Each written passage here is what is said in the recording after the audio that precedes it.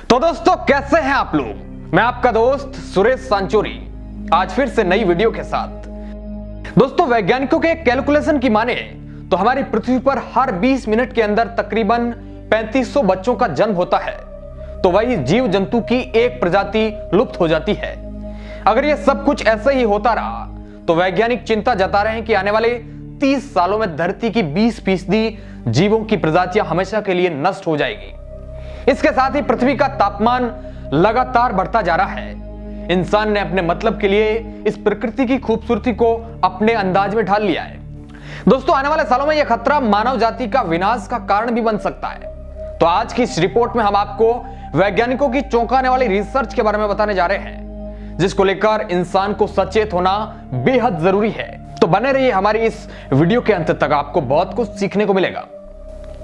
दोस्तों ये तो बात आप सभी जानते हैं कि पृथ्वी पर जीवन की शुरुआत आज से करोड़ों साल पहले हुई थी। पृथ्वी पर सबसे पहले सिंगल सेल वाला जीव पनपा था। उसके बाद यह विकास की प्रक्रिया से गुजरते हुए सबसे बुद्धिमान जीव बनकर उभरा, जो कि हम इंसान हैं। पृथ्वी ने अपने जीवन काल में कई बार महाविनाश के काल को देखा है, मगर आज कई करोड़ों साल गुजर चुके हैं, पृथ्वी पर ऐसा कोई विनाशकारी घटना नहीं हुई है। क्या वाकई में आने वाले सालों में ऐसी कोई घटना हो सकती है जिससे कि हम इंसानों के जीवन को खतरा हो?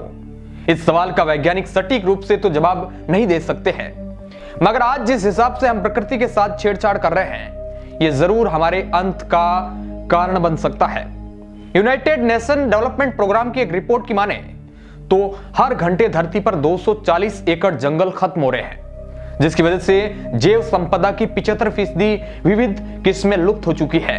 और पृथ्वी पर मानव जीवन के अस्तित्व को बनाए रखना है तो जल स्रोतों, जंगल और विभिन्न प्रजातियों के जीवन को बचाना बहुत जरूरी है।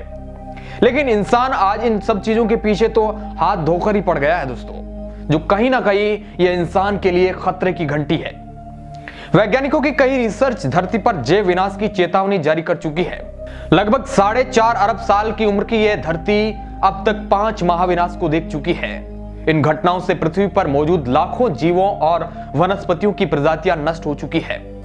वैज्ञानिकों के एक शोध पत्र में यह दावा किया गया है कि हमारी पृथ्वी अब छठे विनाश के दौर में प्रवेश कर चुकी है, और जिसका अंत बहुत ही भयानक होगा।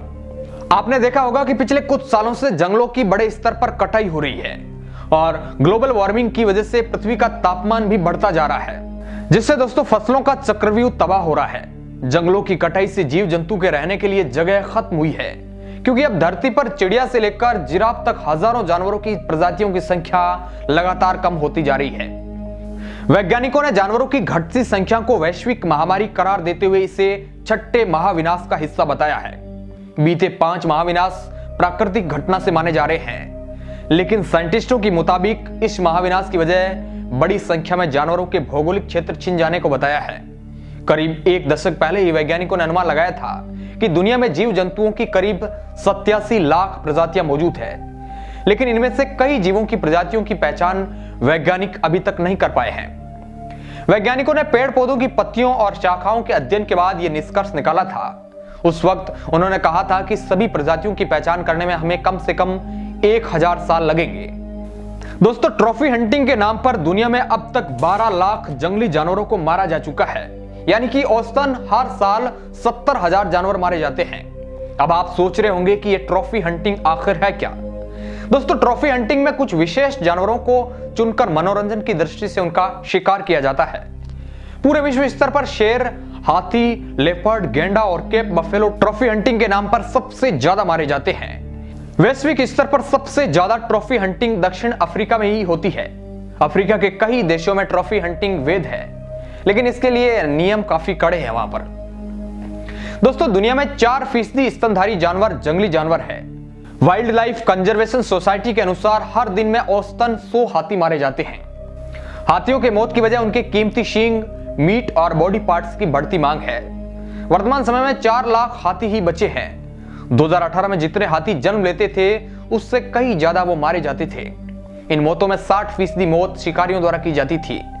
जहां तक भारत की बात है तो 1987 से लेकर 2017 तक 250 से ज्यादा हाथी ट्रेन हादसों का शिकार हो गए हैं। पिछले 1 दशक में 62% हाथी खत्म हो गए हैं। वहीं अगर गेंडा की बात करें तो हर दिन औसतन 3 गैंडा शिकारियों द्वारा मारे जाते हैं। एक समय गैंडों की करीब दर्जन भर प्रजाति मौजूद थी, लेकिन आज की तारीख में गिनी चुनी प्रजाति ही रह गई है। पिछले 100 सालों से टाइगर्स की 97% आबादी दुनिया से खत्म हो चुकी है। ब्रिटिश दौर में शिकार का प्रचलन था, इस कारण 1947 में बंगाल टाइगर्स की आबादी 40,000 से घटकर 3200 तक रह गई थी। हालांकि WWF के अनुसार संरक्षण के कई कार्यक्रम चलाने के बाद टाइगर्स की आबादी बढ़कर अब 3890 तक हो गई है। दोस्तों, कुछ साल पहले WWF और 59 वैज्ञानिकों की ओर से किए गए सर्वे के मुताबिक इंसानों ने 1970 से लेकर 2014 तक जानवरों की 60% आबादी खत्म कर दी है।